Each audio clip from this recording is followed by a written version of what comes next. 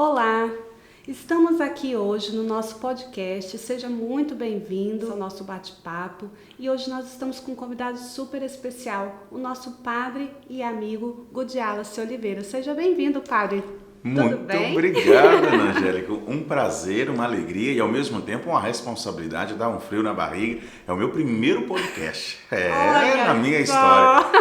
Estou iniciando aqui com você, que é uma pessoa muito querida que mora no meu coração. Obrigado pelo convite. Que bom! E hoje a gente já começa assim, né? Dando aquele chute, vamos falar de um assunto pouco polêmico, porque falar de saúde mental, falar de espiritualidade é algo assim que a gente pensa que tem que ter estudo, né? Que tem que ter experiência, mas de alguma forma nós temos. Nós temos uma vivência, eu tenho da parte clínica, da parte pessoal, e o senhor tem da vivência espiritual, da vivência de igreja, né? E como é que o senhor acha, o que é falar sobre saúde mental e espiritualidade nesse dia de hoje? Na verdade, eu penso que nós estamos em um ambiente histórico, uma realidade em que é extremamente necessário e urgente abordar este tema e falarmos a respeito disso. Nós passamos por situações em que as pessoas, com muita facilidade, jogam para o campo da espiritualidade problemas que são clínicos, que são físicos, que precisam ser tratados por profissionais e que às vezes as pessoas não conseguem aceitar como se fosse algo muito terrível. Então, é muito mais fácil para algumas pessoas acreditar que precisa de uma oração do que de uma terapia. E nós temos pessoas muito doentes, nós estamos passando por tempos que têm nos adoecido demais, nós temos corrido muito, nós estamos muito estressados, a gente não tem se cuidado, a gente não tem tempo para cuidar da própria saúde, para fazer o exercício físico, e isso tem trazido consequências muito danosas para a nossa vida física e psíquica, que numa confusão a gente pensa que é algo espiritual e que acaba não resolvendo. Às vezes até complica ainda mais a situação de uma pessoa quando você tenta tratar algo psíquico como se fosse algo espiritual. Nossa. E aí, como que a gente faz essa diferença, sabe, Padre Gudi? O que é espiritual e o que é mental? Porque assim, o senhor recebe muitas pessoas, né, para atendimentos e qual é a virada de chave que o senhor percebe assim, poxa, esse seria legal um encaminhamento médico, né, um acompanhamento psíquico? Não, esse aqui é do meu ramo, esse aqui é com ele que eu vou ficar. Grande parte das pessoas, elas precisam tanto da direção espiritual como da ajuda terapêutica. Então eu já parto do pressuposto que a terapia não vai fazer mal para ninguém, como a direção espiritual também não faz. São duas coisas que se complementam, que são extremamente necessárias. Eu, como padre, por exemplo, precisei, durante todo o nosso seminário, ser acompanhado por terapeutas. E foi maravilhoso. Mas eu tenho na minha família, por exemplo, sobrinhos, que quando eu disse, olha, se vocês quiserem, eu pago uma psicóloga, um psicólogo para vocês. Mas tio, isso é coisa de doido, quer dizer, então isso nos ronda, infelizmente. As pessoas têm esta compreensão errada. Mas eu parto do pressuposto que todo mundo pode ser ajudado por uma terapia. Agora, o que muda mesmo são as estabilidades. Existem pessoas que, por causa de questões religiosas, elas são afetadas por problemas, por perseguições, por atormentações, porque nós acreditamos, eu como sacerdote, na ação extraordinária do inimigo. Então ele nos perturba, ele nos veste, ele cria obsessões em nós. Mas tudo isso dentro daquilo que nós acreditamos ser uma realidade que faz sentido com a fé. Então é uma pessoa que não gosta de rezar, que tem dificuldades de estar na igreja, que se sente mal quando vai fazer algum momento de oração. Agora, quando a situação ela ultrapassa este nível religioso e alcança, por exemplo, a sua relação com a sua família, com os seus entes queridos, pessoas que mudam muito a sua realidade, que dificulta, por exemplo, a sua convivência social com as outras pessoas. Eu sempre creio que nestes casos é importante também uma ajuda médica, não é, como psiquiatra, para observar se não existe o desenvolvimento de alguma patologia que pode ser tratada e acompanhada com remédios. E que a oração vai apenas ajudar. Estar ali ao lado da pessoa, dando força, dando capacidade de resiliência para ela suportar todas as dificuldades, mas que não é um tratamento que vai passar somente pelo campo religioso. Sim, sim. É interessante o senhor falar por medicação, porque muitas das vezes a pessoa não quer tomar medicamento porque ela acredita na cura, né? Na cura da fé que ela tem, da fé que ela acredita.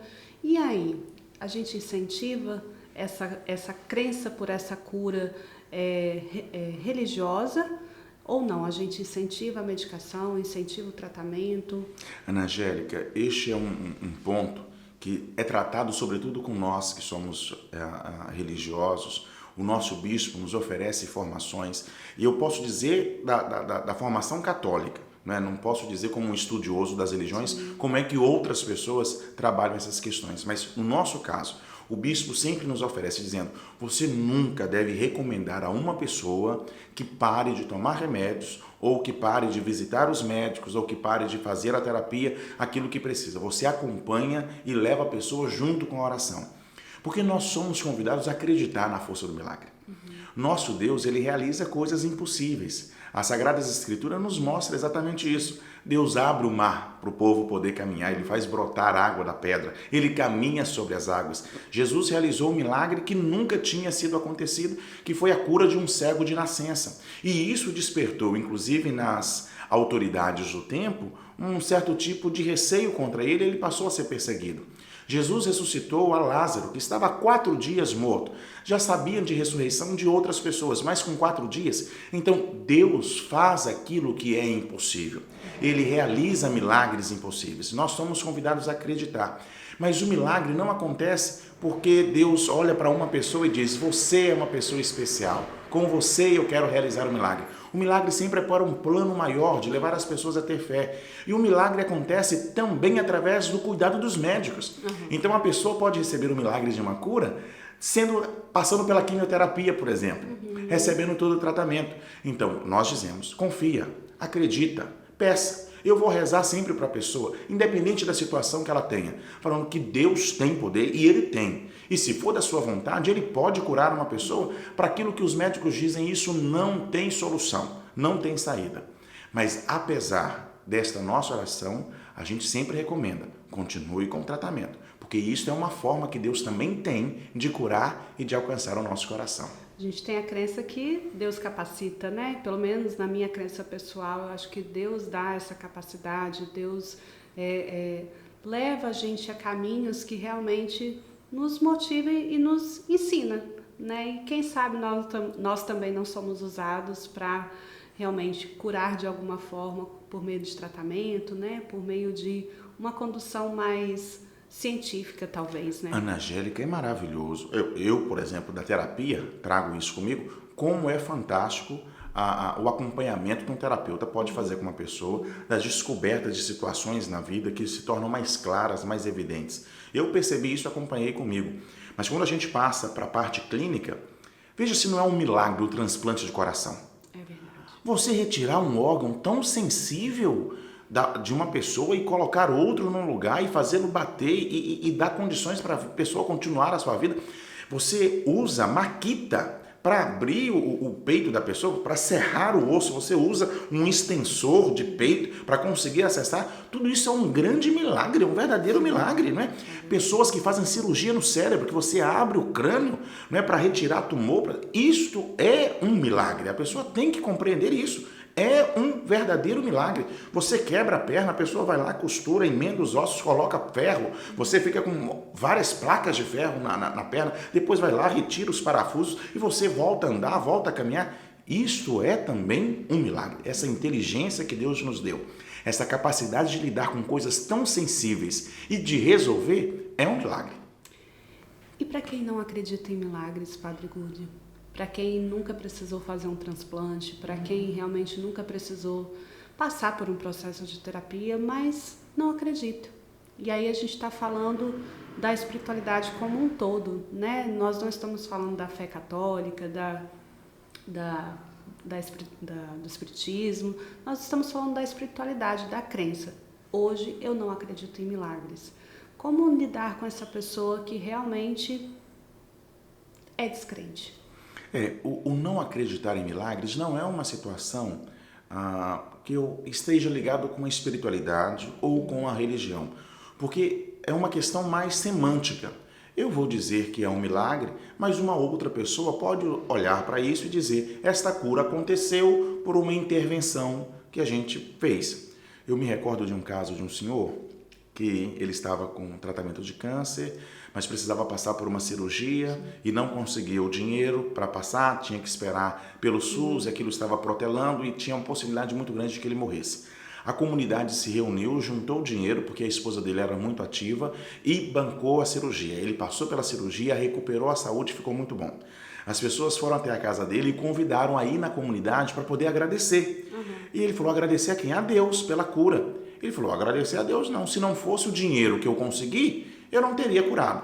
Então, este homem não acreditou no milagre. A comunidade sim, viu aquela união de pessoas terem conseguido dinheiro, terem pago, a cirurgia ter alcançado êxito e sucesso, eles viram nisso milagre. E aquele homem não viu como milagre. Ele viu como dinheiro que pagou e os profissionais realizaram. Tá ótimo. Para a gente isso não faz distinção. Agora, a pessoa ela não pode ser pessimista.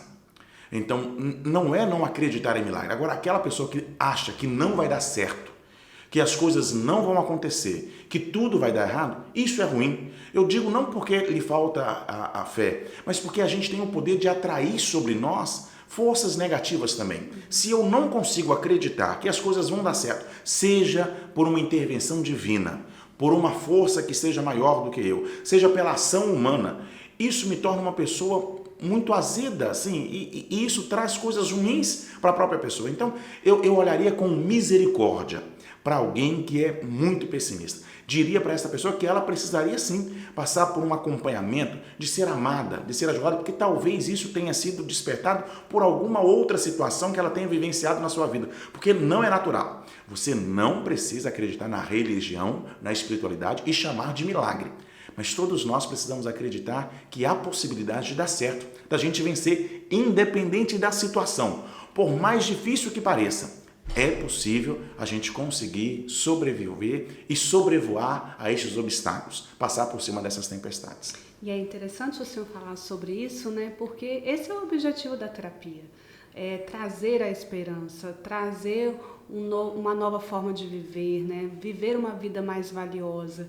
Se isso não é manter uma espiritualidade, não dentro do consultório, né? Mas se isso não é manter uma forma de vida plena, eu realmente não sei o que é, assim, né? E aí você toca em algo muito importante, porque às vezes a pessoa ela não é religiosa. Mas isso não a impede de ser uma pessoa espiritualizada. Porque a espiritualidade, ela está, embora as pessoas costumem sobrepor uma coisa com a outra, e de fato a religião depende de espiritualidade. Então você não consegue ser religioso sem ter uma espiritualidade. Mas é possível ser espiritual e não ser religioso. Porque a religião é como se fosse uma hierarquia, como se fosse uma sistematização de regras, de crenças, de doutrinas, que tem sempre uma hierarquia, uma pessoa a quem você se relaciona, alguém que determina como você deve viver, o que você deve fazer, as práticas que você deve ter. E uma pessoa que tem espiritualidade, ela é mais autônoma, mais livre, então ela não tem alguém a quem prestar conta, ela não tem uma regra, ela não tem um sistema, mas é alguém que acredita, que tem, nem que seja um lado positivo, para dizer, eu creio na força da palavra. Teve uma vez um livro, O Segredo, teve um filme que dizia exatamente sobre isso, que as pessoas só de mentalizar, de desejar, poderia trazer. Eu, como padre, digo que não é exatamente assim que funciona por aquilo que a minha crença me ensina. Mas há pessoas que acreditam nisso e que de fato fazem disso uma regra para a sua vida de forma pessoal. Então a espiritualidade, ela dá a cada um a possibilidade de fazer a sua relação com o divino, que pode ser com Deus, pode ser com uma força, pode ser uma força da natureza, pode ser consigo mesmo, mas criar dentro de si algo onde ela pode se agarrar, que lhe dê força, sentido para a sua vida e capacidade de enfrentar todos os obstáculos e dificuldades. Então a gente pode falar sim de uma espiritualidade. Quando a pessoa procura de fato uma terapia, ela está procurando ali encontrar motivos para continuar, para não desistir, para não parar. É uma pessoa resiliente. E para a gente que está dos dois lados, né? O lado mais religioso e o lado mais científico, mais um acompanhamento mais próximo, nós vemos tantas mudanças, né, Padre Gudialas? Eu acho que para quem realmente tem uma fé, para quem não acredita em nada, faz uma diferença acreditar em algo, né? Então, assim, é um pilar que se a gente tirar, a mesa não se sustenta. né? E o senhor percebe essa importância desse pilar na estrutura de uma pessoa, né? Não só isso, né? A atividade física, né? Alimentação saudável, né?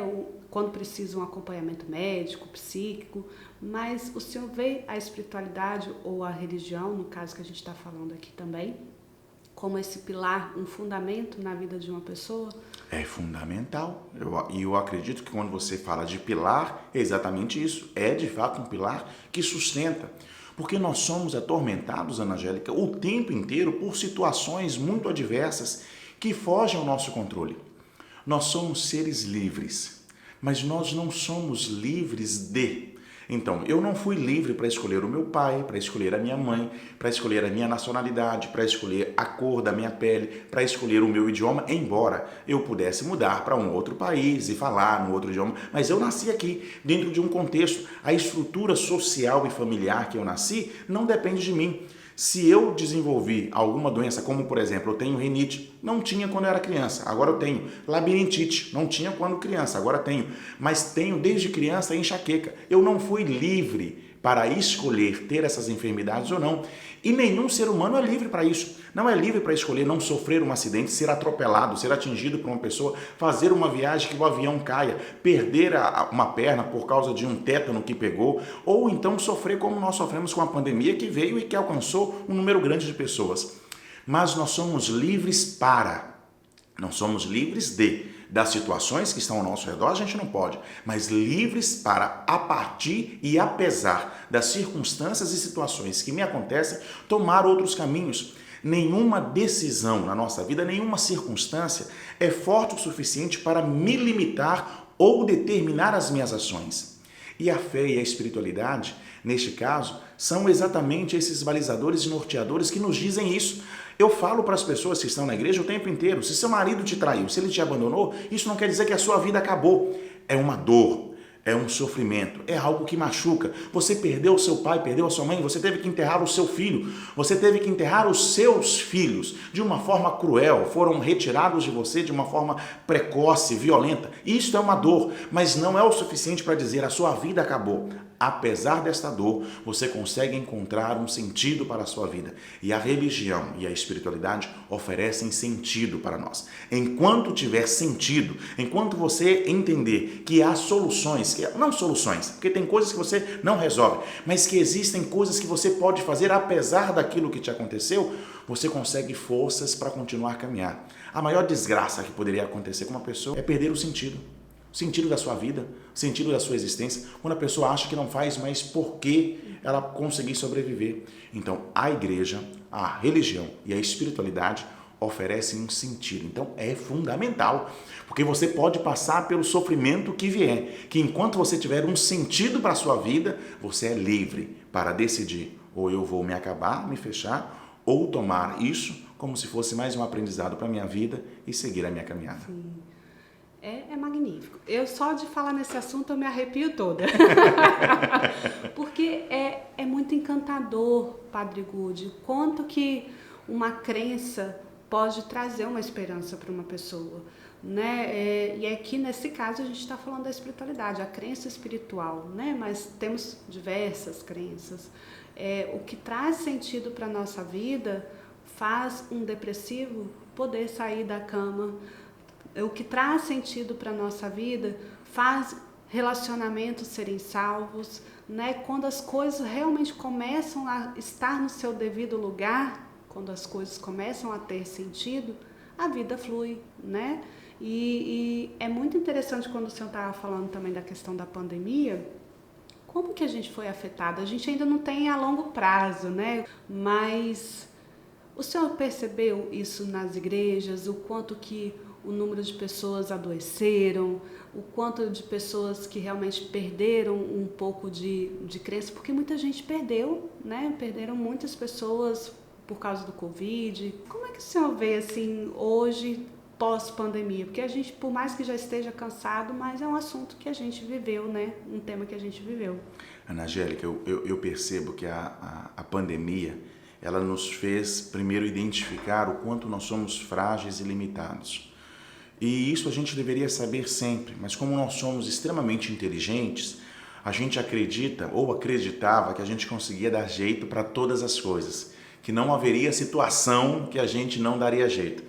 E a pandemia, quando começou, eu me recordo que em março, dia 17 de março, eu disse para o pessoal da minha comunidade que a gente não iria mais reunir a catequese por causa deste medo. E eu tinha na minha cabeça que em abril, que era Páscoa, nós já voltaríamos todos, que estaria tudo muito bem. E abril veio, e eu falei, não, mas eu acho que maio a gente resolve. Maio veio, eu falei, não, mas eu acho que setembro resolve. Setembro veio, não, dezembro não veio, janeiro também não veio. E a gente passou um outro ano com este medo. No início, as pessoas estavam assim, vai ser uma oportunidade da gente poder estar junto com a nossa família, com as nossas pessoas. As pessoas ligavam para mim dizendo, padre, que falta da igreja e tudo. Quando acabar a pandemia a gente vai voltar com muita força. Só que o tempo foi se estendendo, a nossa convivência dentro de casa, que era maravilhosa, começou a se estranhar, porque a gente não passava tanto tempo junto, então brigas começaram a se surgir, as pessoas começaram a se acostumar a não ter mais que ir para a igreja, de acompanhar as celebrações pelas TVs, e aquela frustração de falar, a gente não consegue resolver, a gente é muito inteligente, a gente faz um bicho de todo tamanho que sobrevoa os ares, a gente faz algo muito maior que navega nos oceanos, mas um bichinho minúsculo foi capaz de paralisarmos a todos nós e de por muito tempo nos impedir de fazer aquilo que a gente precisava. Eu percebo que nós voltamos frustrados, decepcionados, conosco mesmo, com tudo aquilo que a gente pensou. A gente pensou que ia aproveitar, que a gente ia sair desta pandemia mais forte entre as nossas famílias. Muitas pessoas se separaram. Muitas famílias, as pessoas não conseguem se falar mais porque descobriram defeitos uns dos outros problemas. Pessoas que não voltaram mais para a igreja porque descobriram que eu não preciso estar lá, me desacostumei, agora eu vou criar outro caminho. Pessoas que agora olham para si e falam, a gente é fraco. Então eu tinha alguém que estava bem de saúde, que fazia academia, que tinha a prática de exercícios físicos, que não comia gordura, que tinha uma alimentação muito saudável e que infelizmente foi junto com quem tinha comorbidade, com pessoas que tinham a sua saúde fragilizadas e outras que estavam muito bem, que hoje estava conversando, amanhã se internaram e depois de amanhã vieram a falecer. Eu vejo que hoje a gente precisa recuperar esta autoestima em nós e a confiança de que viver juntos é importante, mesmo e apesar das nossas limitações, que ter um lugar onde a gente se encontrar para expressar a nossa fé faz muito bem, porque quando a gente tenta caminhar sozinho, isso nos amargura, tentar comer sozinho. Eu sou bom de boca, eu como bem, mas quando eu estou sozinho em casa, eu não sinto vontade de comer. Parece que perde prazer aquela convivência. E da mesma forma, por mais que seja muito satisfatório, e todo mundo precisa de um momento só, mas viver sozinho para sempre é um inferno, é terrível. Então é bom ter alguém que você saiba que comunga com você a mesma fé, a mesma prática, que te incentiva naquele mesmo caminho. E acreditar que nós de fato não podemos todas as coisas, mas que apesar disso existem outras que a gente pode fazer, que como nós experimentamos de pessoas que estiveram ao lado das famílias enlutadas, quando ninguém podia ir nos cemitérios, você ligar, você preparar uma marmitinha e deixar na porta da pessoa e dizer, isso aqui é uma forma de expressar o meu amor e o meu carinho. Hoje eu vejo que nós ainda estamos frustrados, eu sinto isso assim, na experiência das pessoas, então a grande decepção é com essa frustração, mas que é possível a gente recuperar acreditando em nós, que não podemos fazer tudo, mas que existem muitas coisas que estão ao nosso alcance, que a gente ainda consegue demonstrar amor e afeto a partir dos gestos pequenos. Que interessante. Eu acredito que a gente tenha muito a aprender ainda de tudo isso que nós vivemos nessa pandemia, né? Por esses meses aí que a gente vai vivendo aí pela vida fora. Mas eu ainda tenho uma coisa ainda martelando na minha cabeça. A questão do milagre. Não tem como não falar de milagre e eu não pensar no que eu vivi enquanto pessoa, não como profissional, porque como profissional eu vejo milagres acontecendo diariamente, mas talvez essa seja o intuito de ter te convidado, sabe, Padre Good, porque, como eu disse, eu acredito muito com a espiritualidade ser um pilar da vida de uma pessoa, e eu sou fruto de um milagre, né, porque a minha mãe, antes de eu nascer, ela estava com câncer, um câncer no intestino, ela não sabia que estava grávida, fez a cirurgia, fez a bolsa de colostomia, né? Colocou e foi descobrir a gravidez com 5 meses. Nossa. E ela enjoava e ela passava mal e ficava aquela coisa assim, gente, eu tô grávida. Aí os médicos, não, você não está grávida.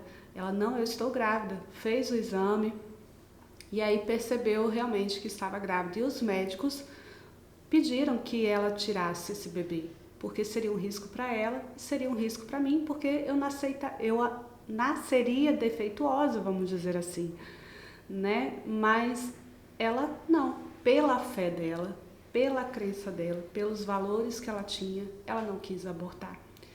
E aí foi uma corrida contra o tempo. No dia 8 de março, que é o aniversário dela, ela teve um sangramento. E no dia 9 de março, às 18 horas, pela minha fé católica, que é o horário da Ave Maria, eu nasci com 6 meses e nasci com todos os riscos possíveis de não sobreviver. E durante meses ali no hospital eu fui passando, eu fui sobrevivendo, onde eu realmente não tinha nenhum motivo para estar viva, simplesmente eu sobrevivi e renasci. Se isso não é um milagre, por que eu estou nessa terra? Aquelas perguntas, né, de que a gente faz na nossa vida, se isso não faz sentido para mim, então não tem sentido nenhum eu estar aqui. Mas o meu nascimento, a minha história de vida, eu não poderia estar aqui, ela poderia ter me abortado, eu poderia ter sido saído ali naquela cirurgia do câncer, mas não, eu estou aqui. Se eu estou aqui hoje, é porque de alguma forma eu acredito que esse podcast pode chegar a alguém que precisa, que está descrente, que está sem esperança. De alguma forma é porque eu acredito que a espiritualidade vai sim fazer diferença na vida de uma pessoa. E eu tô aqui só falando, e eu não sei o que o senhor está achando dessa história, mas eu só engrenei. Eu acho maravilhoso, é maravilhoso porque eu experimento isso todos os dias. E eu digo para as pessoas que não existe nada de especial em mim. É porque por obrigação, eu digo, como padre, eu preciso acreditar naquilo que eu prego, naquilo que eu ensino para as outras pessoas. Eu estou com um carro, um dia desses estava saindo da minha garagem, olhei para o lado, não vinha ninguém. Quando eu acelerei um pouquinho mais o carro, passou uma picape atrás de mim em alta velocidade. E por pouco não me atingiu e eu não atingi a pessoa. E naquele momento eu disse, obrigado, Senhor, foi um milagre. Para mim, claramente. Outra pessoa diria, por acaso, foi sorte, foi coincidência. Eu vi como um milagre. Quando você me narra tudo isso, eu vejo um grande milagre do amor de Deus. Pelo seu nascimento, pela história que você tem, pelo casamento que você tem, por esta oportunidade que nós estamos tendo de falar para uma outra pessoa. Quer dizer, e este milagre não foi exatamente só por você, porque pode ser que a gente esteja falando agora para o coração de alguém que está passando por dificuldades e que olha e fala bem assim, meu Deus, como eu precisava ouvir isso. E para esta pessoa, este milagre foi extremamente importante. Mas eu devo dizer também que outra pessoa pode estar dizendo, seria melhor ter morrido. Porque tanta dor, tanto sofrimento, não sei para que tudo isso.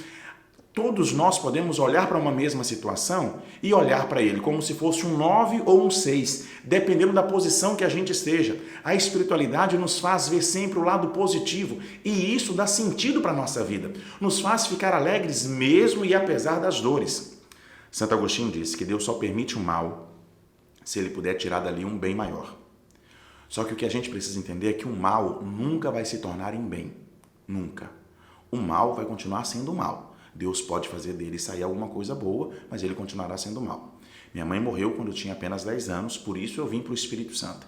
Se minha mãe não tivesse morrido, eu teria continuado em Galileia e ela tinha dito que eu iria parar de estudar porque ela não tinha condição de bancar os meus estudos. Minha mãe morreu, fiquei órfão, perdi minha mãe com apenas 10 anos. Mas vim para o Espírito Santo, aqui pude continuar estudando, daqui consegui entrar no seminário e hoje sou padre há 11 anos e sou extremamente feliz por isso. Eu ainda tenho mal, eu celebro missa e não posso ter a minha mãe sentada no banco olhando para mim e eu podendo apresentá-la para as outras pessoas. E eu sinto, assim, alegria quando eu vou na posse de um padre amigo meu e ele apresenta, aqui está minha mãe, aqui está meu pai, também já perdi o meu pai. É um mal, o mal não vai se tornar em bem, mas eu consigo ver a ação de Deus, a graça dele, quando me trouxe para cá e eu falo, obrigado. E é isso que a espiritualidade nos dá força. Entender as coisas, seja como um milagre, seja como uma intervenção divina, mas ter um olhar positivo te faz acreditar que o mal pode acontecer, mas algo melhor sempre pode vir. E você vai olhar para isso, vai se agarrar nisso e vai encontrar alegria e felicidade para seguir a sua vida. Olha, eu fico encantada, porque eu acho que só quem vivencia, né, esse poder de acreditar em algo é que realmente leva a vida e que dá um passo à frente. E realmente, Padre Gudi, receber pessoas no consultório que não tem sentido na vida é algo muito desafiador. Né? É desafiador porque você plantar a semente da esperança em quem não tem é muito difícil. Por isso que a gente precisa estudar. É isso né? aí. Por isso que a gente precisa realmente entender que para um depressivo ir para uma praia, né, para uma viagem, é algo muito difícil. Ele primeiro precisa só levantar da cama, ele precisa pelo menos só escovar um dente. É uma coisa de cada vez, um dia de cada vez. E se a gente tem outras estratégias, outros meios que trabalhem e que levem essa pessoa realmente a mudar de vida, como a espiritualidade, e aqui novamente eu falo que eu não estou falando de religião, eu estou falando de espiritualidade, porque as pessoas podem achar que a gente está reforçando a fé católica. Não, o que a gente está falando é em acreditar, é levar esperança a quem realmente não tem.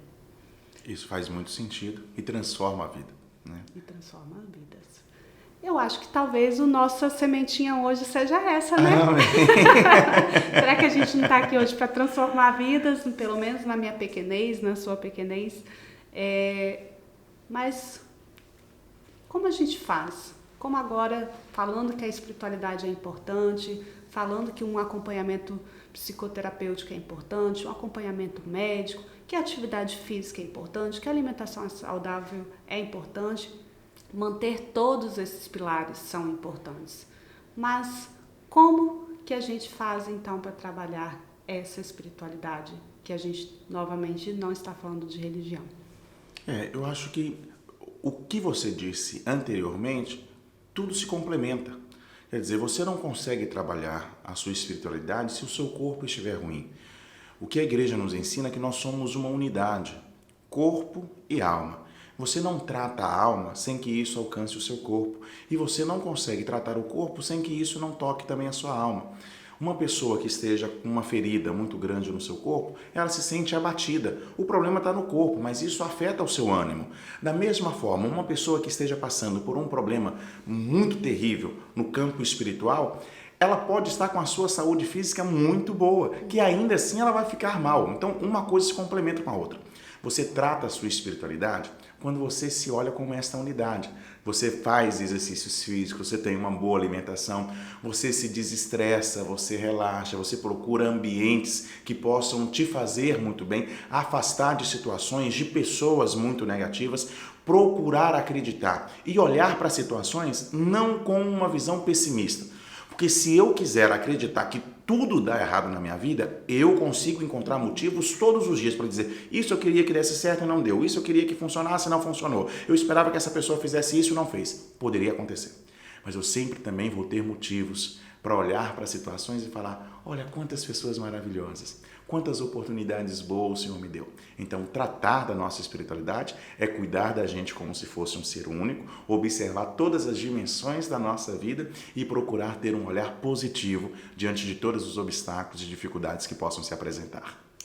Fantástico! A gente não poderia encerrar da melhor forma possível, que é realmente se a gente olha para o corpo como essa unidade, né? A mente, o corpo e a espiritualidade, nós só temos realmente a viver de uma forma plena, de uma forma que tenha sentido de se viver quando a gente acredita. Amém. Né? E esse espaço agora é seu, Padre Gudi. Vamos encerrar da melhor forma possível. Não sei como é que foi para o senhor estar aqui hoje comigo, conversando sobre assuntos tão polêmicos, tão difíceis. Me deu um frio na barriga, mesmo quando você me chamou, porque é um assunto que, pelo menos no nosso campo, rodeia muito, né? Como lidar com situações de pessoas que sofrem por algum transtorno mental e que às vezes a gente tenta curá-la apenas com oração. E ao invés de ajudar, como eu disse, você complica a situação de muitas pessoas, né? Você precisa ter esse equilíbrio. Mas eu, como sacerdote, então não posso deixar a oportunidade de dizer como é importante ter uma fé que seja enraizada, que seja fecundada com pessoas que comungam da mesma coisa. Então eu te proponho, a você que ainda não tem nenhuma espiritualidade, você que não vai a lugar nenhum, venha fazer uma experiência com este Deus que nos salva, que toca a nossa vida, que realiza milagres de formas muito transcendentais, metafísicos, sobrenaturais, mas que realiza de forma muito comum, muito sensível, muito próxima. São Paulo disse que nós somos o corpo de Cristo, então o Senhor nos toca com o toque do irmão. E eu me coloco à disposição também para ajudar, para acompanhar, para rezar por você, pela sua vida. Procure uma comunidade de fé, onde você possa exercer a sua espiritualidade e saber que não está sozinho. Ter um grupo, um corpo de apoio, isso é fundamental. Saber que na vida nós não estamos sozinhos. Que tem irmãos e irmãs que rezam conosco, que estão ali à nossa disposição para nos ajudar a enfrentar todas as tempestades da nossa vida. Que Deus sempre te abençoe, te faça muito feliz e que Ele possa te renovar cada vez mais o sentido da sua vida. Muito obrigada, Padre Gudialas. Foi um dia assim inexplicável para mim ter sua presença, poder te ouvir, poder viver essa sabedoria. Muito obrigada por ter aceitado o convite. Aqui só espero que seja o primeiro de muitos. De muitos, eu também espero. Eu gostei da experiência, foi boa. Gostou da experiência? Que bom, que bom. A casa é sempre sua e pode voltar sempre. Muito obrigado. Tá bom? E para você que chegou, ficou e assistiu até agora, foi muito bom estar com você, poder compartilhar tantas informações interessantes. Muito obrigada. Curte o nosso canal e fique por aqui, porque vai vir mais novidades. Grande abraço, até mais.